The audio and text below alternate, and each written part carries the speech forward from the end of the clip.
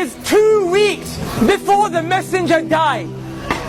The Prophet was sitting with his companions and he became very sad. He said, I yearn to meet my brothers and I yearn to meet my sisters. Bilal radiallahu anh looked to the Prophet and he said, Ya Rasulullah, your brothers and your sisters are here, we're here. And the Prophet looked at all of his companions. He looked at Abu Bakr, Uthman, Ali, the greatest people to walk the face of this earth from this ummah, and he said, you are not my brothers. You're my companions. He said, my brothers and my sisters are those who will come. They will believe in me and they have not seen me. And the Prophet said, I can't wait. I wish I could meet you guys. Now imagine for a second that man who took brotherhood away from his companions and ascribed it to me and you. Wallahi, the Prophet called us his brothers and sisters. Imagine if the Prophet stood right here. Imagine he stood here after Ramadan. 30 days we stood in the last third of the night crying to Allah, saying, Allah forgive me for my sins. Then literally the next day the Prophet saw us out here free mixing, boys and girls dressed inappropriately, smoking shisha. Wallah, I'm not judging anyone. I'm here just to give you the reminder that Allah told me to give you.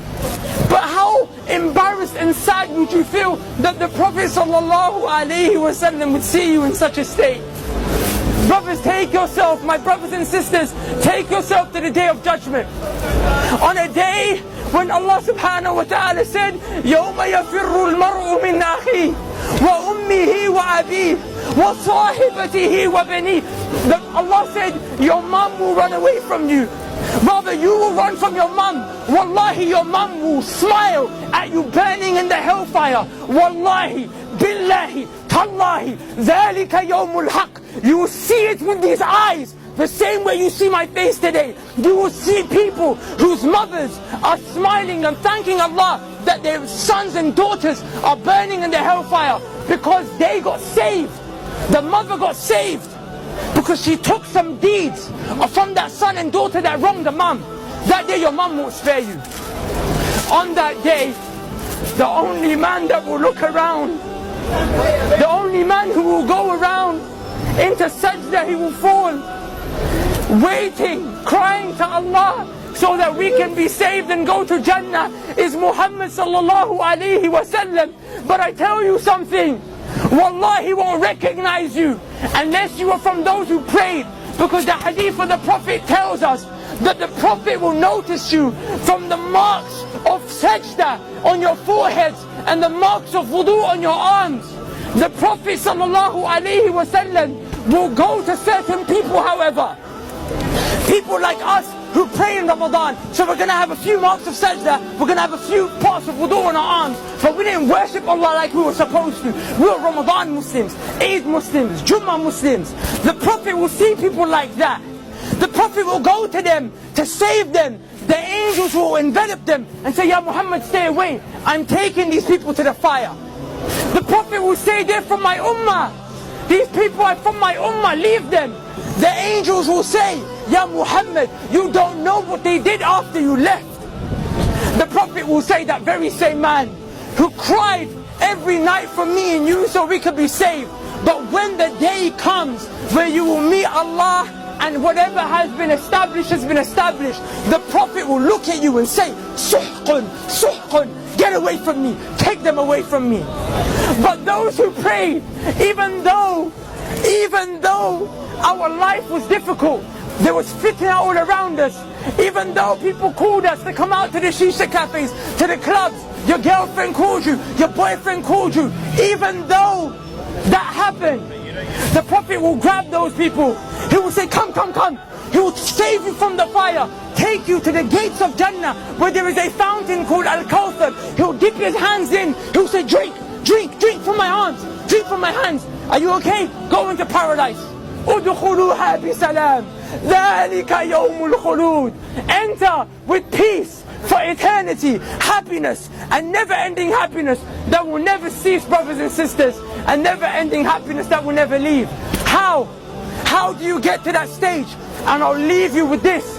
The Prophet ﷺ said, a time will come when holding on to my religion, holding on to Islam, will become as difficult as holding on to charcoal. The charcoals that we smoke shisha with. The Prophet said, try and hold on to it.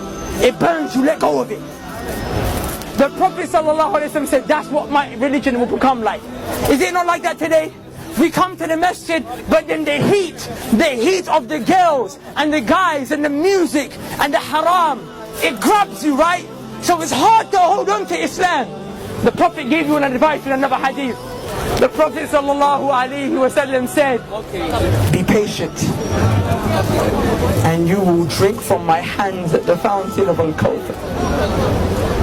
Brothers and sisters, wallahi, I don't get paid for this. Wallahi, it's because I love you for the sake of Allah. I came from this life. There is no khair. Please come back to Allah. Please become a person who establishes Tawheed, the oneness of Allah in his or her heart. And never, ever, ever forget the prayer. And strive to follow the sunnah of the Prophet. So on that day when you're resurrected, when that day when the trumpet is blown, you will be of those who are saved. Because I tell you one thing, wallahi, it's a day of truth, and every single one of us will see it. And the quote of Ibn al-Qayyim al-Jawziyah suffices for us to leave with. He said, if the Quran doesn't soften your hearts in this world, if by you reciting the Quran your hearts do not become soft in this world, he said, then wait to the day of judgment, for when Allah shows you the hellfire, your hearts will become soft. But we have an opportunity to not see that ever. Take the most honorable part of your face, place it as low as you can, 5 times a day. Never forget, and I promise you on that day, everyone will turn their back on you, but Allah will suffice you. So who will come?